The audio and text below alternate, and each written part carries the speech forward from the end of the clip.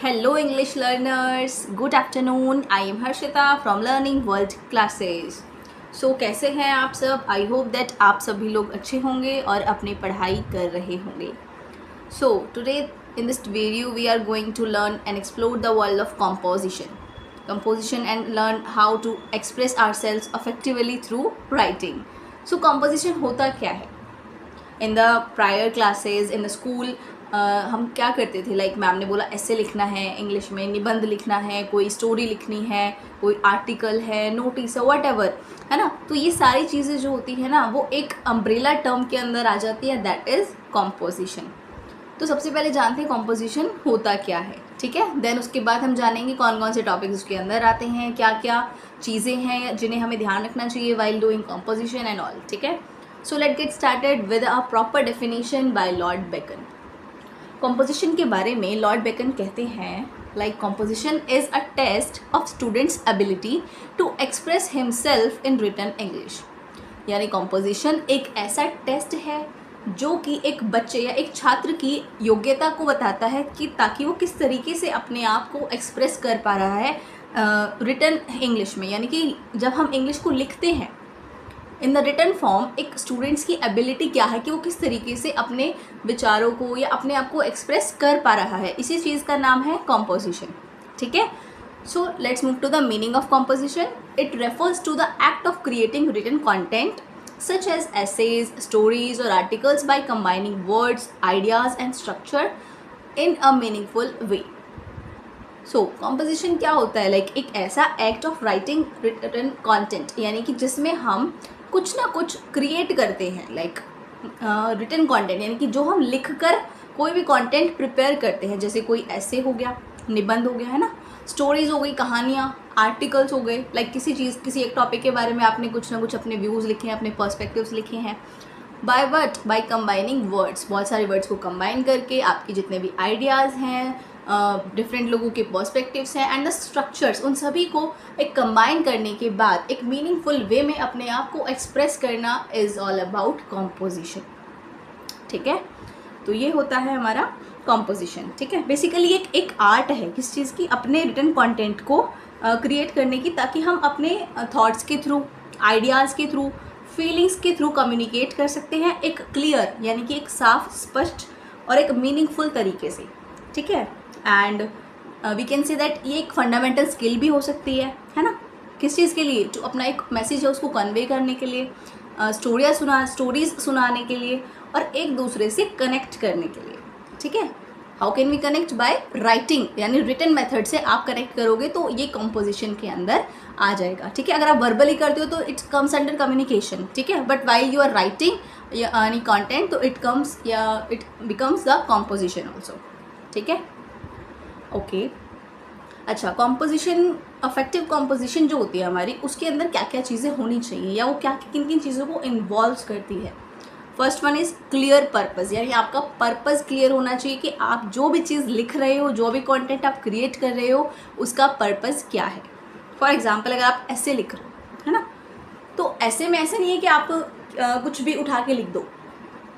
ऐसे is all about, यानी जो भी टॉपिक है उसके बारे में उसका लाइक मेन फीचर क्या है, इंट्रोडक्शन क्या है, मेन सिग्निफिकेंस क्या है, ठीक है.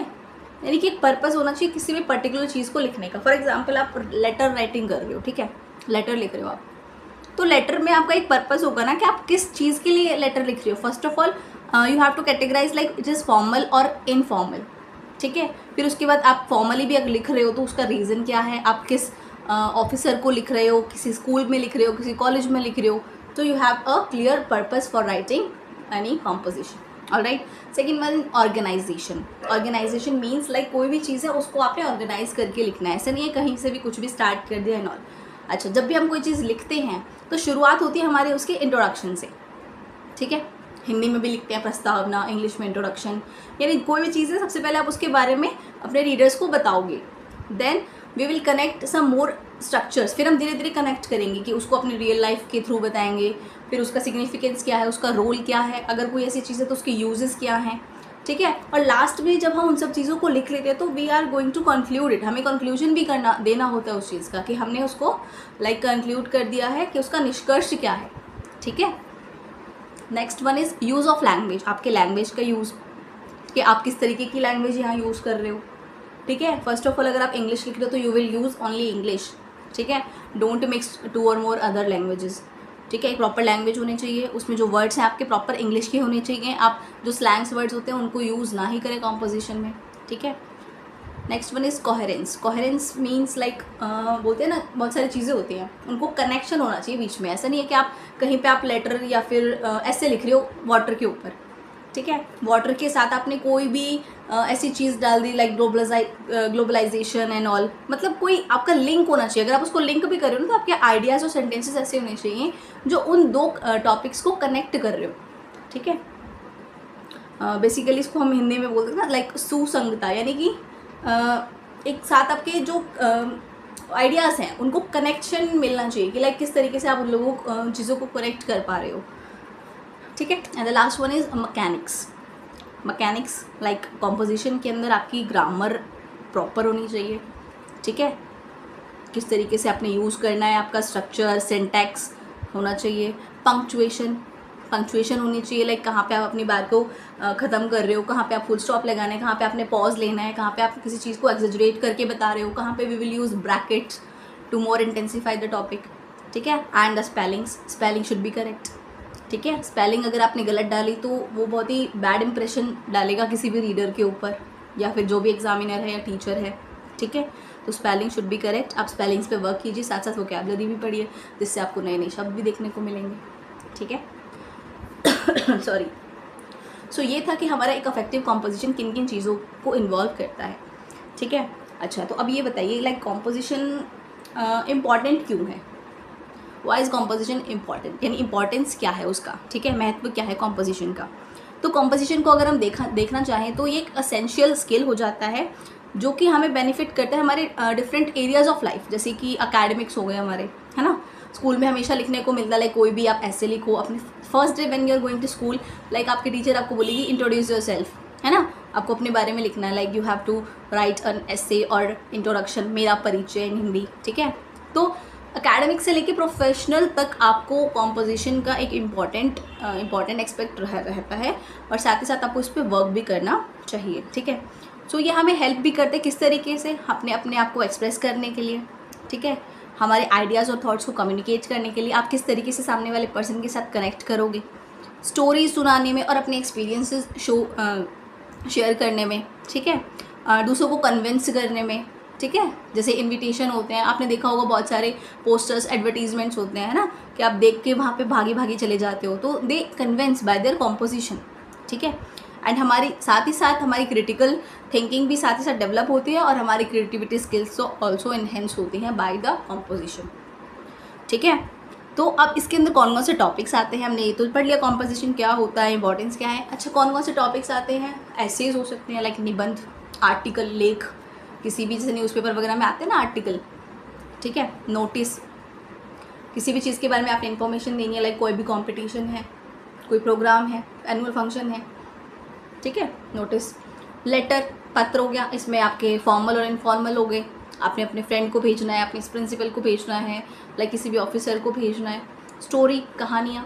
रिपोर्ट हो गई, ठीक है, रिपोर्ट तैयार करनी, लाइक कोई भी चीज़ है उसके ऊपर आपने रिपोर्ट बनानी है। समरी, लाइक कोई भी चीज़ आपने पढ़ी या कोई भी स्टोरी है, नॉवेल है, आपने उसकी एक समरी प्रिपेयर करनी है इन योर ओन वर्ड्स, कि आप एक चीज़ को, यानी कि बहुत सारी बड़ी चीज़ें आप जैसे जिस तरीके से आप मूवीज़ देखते हो, आप अपने फ्रेंड्स को या अपने घर वालों को बताते हो, तो this is the kind of a summary, ठीक है।